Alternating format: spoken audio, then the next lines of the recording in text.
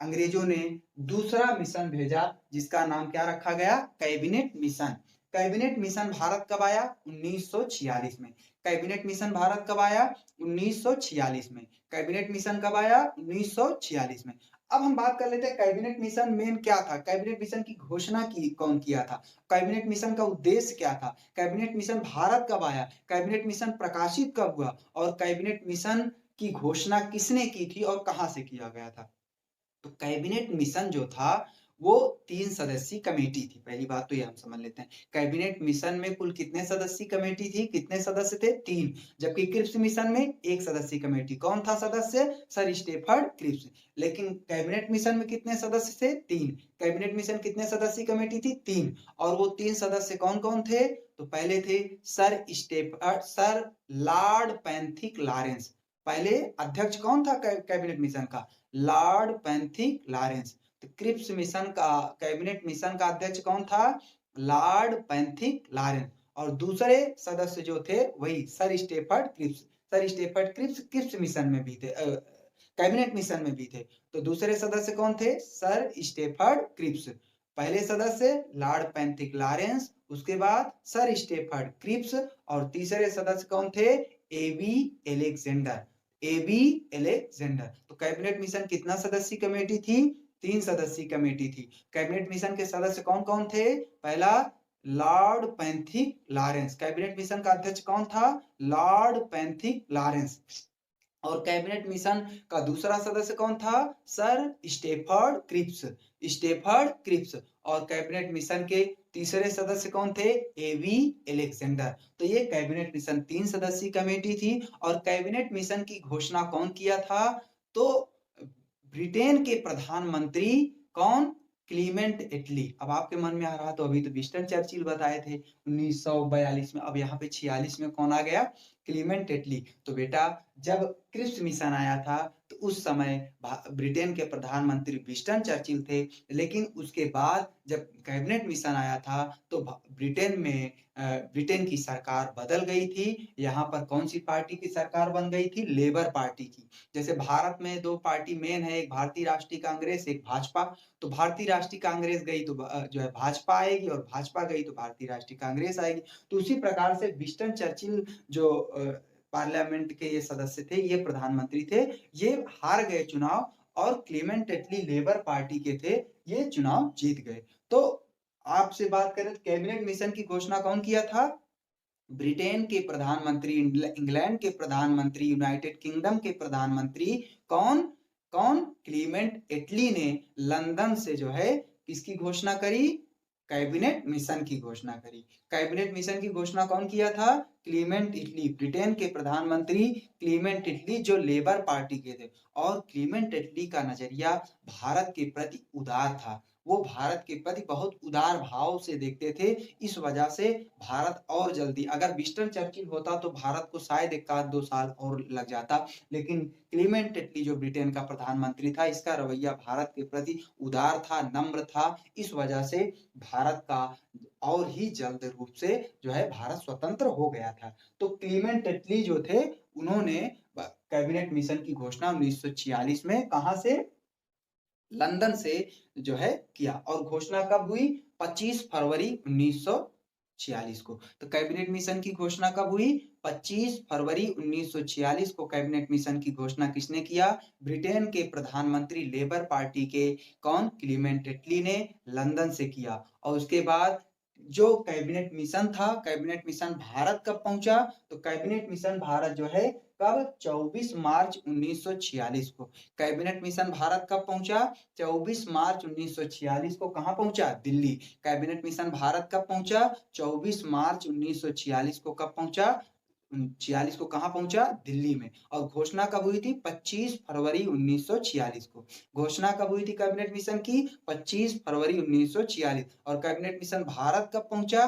तो कब? 24 मार्च 1946 को। कहां? दिल्ली में पहुंचा। और उसके बाद मिशन योजना जो था, इसका उद्देश्य क्या था? तो हमने यहाँ पर भी बताया था, मेन उद्देश्य क्या था? संविधान सभा का गठन करना, या संविधान सभा की स्थापना करना या कराना। तो कैबिनेट मिशन का उद्देश्य क्या था? कैबिनेट का गठन करना, अर्थात संविधान सभा का क्या करना, गठन करना, स्थापना करना या कराना। तो कैबिनेट मिशन का मेन उद्देश्य क्या था, एग्जाम में क्वेश्चन पूछता है। तो कैबिनेट मिशन का उद्देश्य था भारत में संविधान सभा की स्थापना करना। और हमने बताया था कि संविधान सभा क्या होता है, संविधान की परिभाषा और सभा क्या होता है, उन सब के बारे में पिछली क्लास में हमने चर्चा किया। उन सब वीडियो को आप देखेंगे तो आपको बहुत बेहतर तरीके से, बहुत अच्छे तरीके से, सरल और स्पष्ट तरीके से आपको क्लास समझ में आएगी। अब हम बात करते हैं सदस्य की, बात कर लिए। यहाँ पर चुनाव हो गया, इसमें कैबिनेट मिशन प्रकाशित कब हुआ, तो 16 मई 1946 को कैबिनेट मिशन ने प्रकाशित कर दिया सारी बातों को। तो कैबिनेट मिशन की घोषणा 25 फरवरी 1946 को। कैबिनेट मिशन भारत कब आया, 24 मार्च 1946 को दिल्ली पहुंचा। कैबिनेट मिशन प्रकाशित कब हुआ, 16 मई 1946 को। कैबिनेट मिशन में कुल कितने सदस्य थे, 3 सदस्य थे। तीनों सदस्य कौन कौन था, सर स्टेफर्ड क्रिप्स, और उसके बाद लॉर्ड पैंथिक लॉरेंस और एबी अलेक्जेंडर। और कैबिनेट मिशन का अध्यक्ष कौन था, तो लॉर्ड पैंथिक लॉरेंस थे। और कैबिनेट मिशन की घोषणा किसने की थी, ब्रिटेन के प्रधानमंत्री कौन, क्लीमेंट एटली। कौन सी पार्टी के सदस्य थे, तो कौन सी पार्टी से प्रधानमंत्री थे, लेबर पार्टी के प्रधानमंत्री थे। अंतरिम सरकार का गठन हुआ। अब आपके मन में होगा अंतरिम क्या है।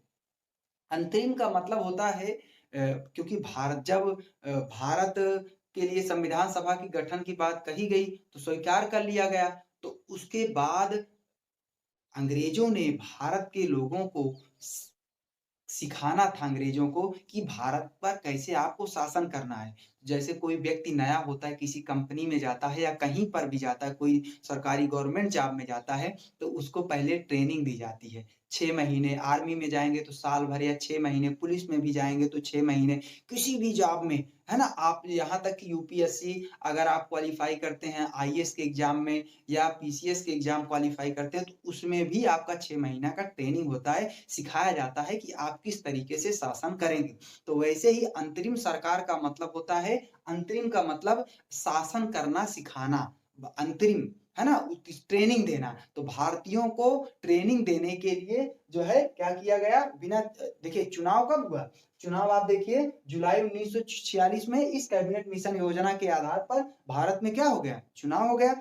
भारत में जबकि संविधान बना ही नहीं, बिना संविधान के ही जो है चुनाव हुआ। और उसके बाद अंतरिम सरकार बनी। अंतरिम सरकार जब तक कोई संविधान सभा के निर्माण से पहले कोई चुनी हुई सरकार जब तक नहीं आ जाती है, तब तक कौन सरकार के रूप में काम करेगा, अंतरिम सरकार। और तब तक भारतीय जो लोग रहेंगे वो जो इस कैबिनेट मिशन में जो भी सदस्य रहेंगे अहम अहम पदों पर, वो सब सीख लेंगे कि भारत पर कैसे शासन करना है। तो इसलिए अंतरिम सरकार का गठन जो है, जुलाई में चुनाव हुआ 1946 में, और चुनाव में परिणाम आया और भारतीय राष्ट्रीय कांग्रेस पूर्ण बहुमत से आ गई, है ना। तो उन सबको हम अगली क्लास में यहाँ पर चर्चा करेंगे, ठीक है ना। तो अभी मेन फोकस हम कहाँ पर करेंगे, कैबिनेट मिशन पर, नहीं तो फिर टॉपिक भटक जाएंगे, समझ में कम आएगा। तो अंतरिम सरकार का गठन कब हुआ, 2 सितंबर 1946 को गठन हो गया, और 1952 तक अंतरिम सरकार के रूप में शासन, मतलब सरकार चलती रही। अंतरिम सरकार जब तक संविधान नहीं निर्माण हुआ तब तक ये सरकार के रूप में भारत पर शासन करते रहे, अंग्रेजों के संरक्षण में, अंग्रेज की देख रेख में भारतीय लोग जो है भारत पे शासन करना सीखने लगे, अंतरिम सरकार के रूप में काम करने लगे। कब से कब तक, 2 सितंबर 1946 से 1952 तक में जो है अंतरिम सरकार के रूप में भारतीय शासन करते रहे अंग्रेज के संरक्षण में। क्या 1946 में आप सोच रहे हैं कि भारत तो आजाद ही नहीं हुआ था, तो आजाद बिल्कुल नहीं हुआ था, लेकिन उनके संरक्षण में जो है शासन करना उनको सिखाया जा रहा था। इस वजह से जो है संविधान सभा का गठन किया गया, और उसके बाद अंतरिम सरकार का जो है चुनाव हुआ, और भारतीय राष्ट्रीय कांग्रेस पूर्ण बहुमत से सरकार बनी। और भारतीय राष्ट्रीय कांग्रेस ने वहां पर क्या किया, जो है क्या कहते हैं, अपनी सरकार बनाई, और 2 सितंबर 1946 से लेकर 52 तक अंतरिम सरकार के रूप में शासन किया। तो क्वेश्चन पूछता है अंतरिम सरकार कब तक चली, तो 2 सितंबर 1946 से 1952 तक अंतरिम सरकार। तो उसके बाद फिर कैबिनेट मिशन जो था, इस कैबिनेट मिशन को सभी दलों ने स्वीकार किया था, इसी वजह से ये थोड़ा सफल रहा। मुस्लिम लीग इसमें अड़ंगा नहीं अपनाया था। और क्यों नहीं हम अपनाया था, अपनाता, लेकिन वहां पर कैबिनेट मिशन में क्लीमेंट एटली भारत के प्रति हमने बताया उदार रवैया था। उसने स्पेशली कैबिनेट मिशन के सदस्यों को जो है स्पेशली इंडिकेशन देके भेजा था कि भारत का किसी भी हद तक में आप लोगों को विभाजन नहीं करना है और भारत के लिए केवल एक संविधान का निर्माण होगा और भारत में 2 राष्ट्र नहीं होंगे, 2 संविधान नहीं होंगे।